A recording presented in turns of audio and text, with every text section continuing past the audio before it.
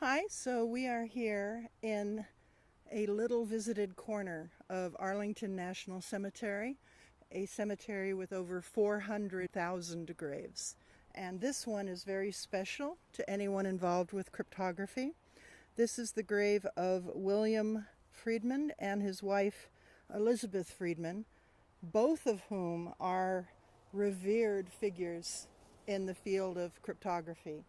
They were each involved in different ways with the training of American wartime cryptographers and the founding of what is today known as the National Security Agency, the NSA. So they met at Riverbank Laboratories in Chicago, a think tank that was created by the very eccentric Colonel Fabian. He called himself Colonel. And William Friedman had been brought on as a researcher in the field of microbiology and botany. And Elizabeth Friedman had been brought on to work as part of a team that was trying to prove that Shakespeare had not really written his works, but they had been written by Francis Bacon.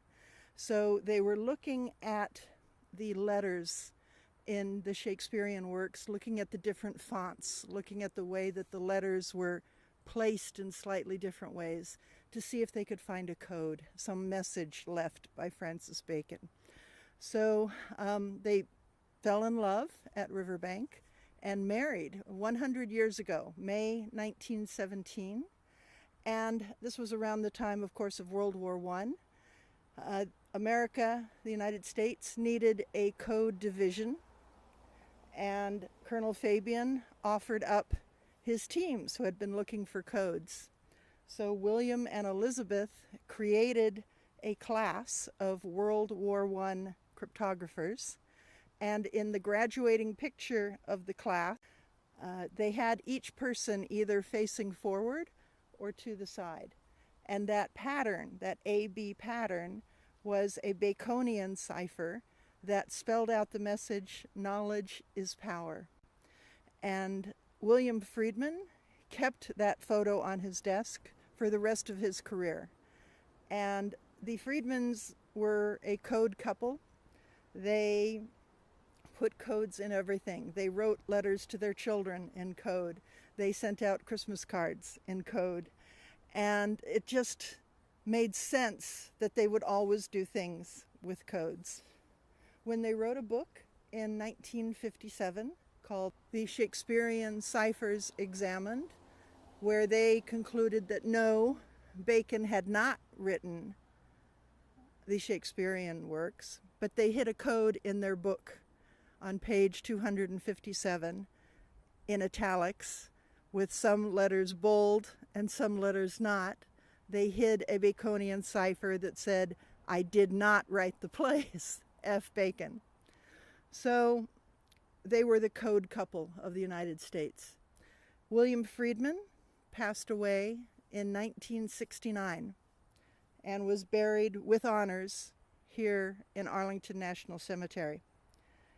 His wife, Elizabeth, designed his tombstone. So she placed the insignia of his branch at the top, a pair of crossed flags, and then his name, his rank, the years of his birth and death. And then she left a space for her own name.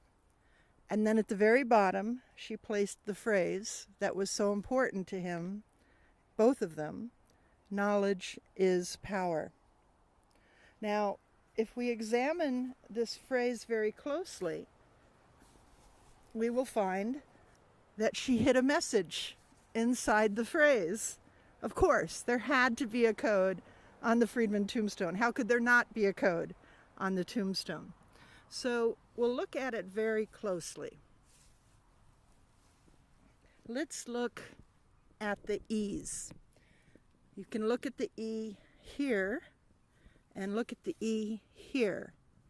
And you can see that they are different fonts. This E has the little bits at the end called serifs. This one does not.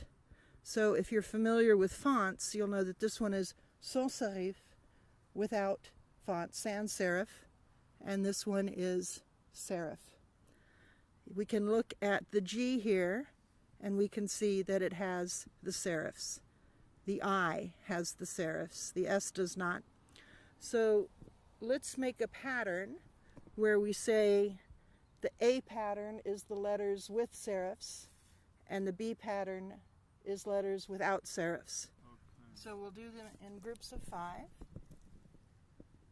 B, A, B, A, A. A, A, B, A, B. A, A, B, A, B. W, F, F. His initials, William F. Friedman.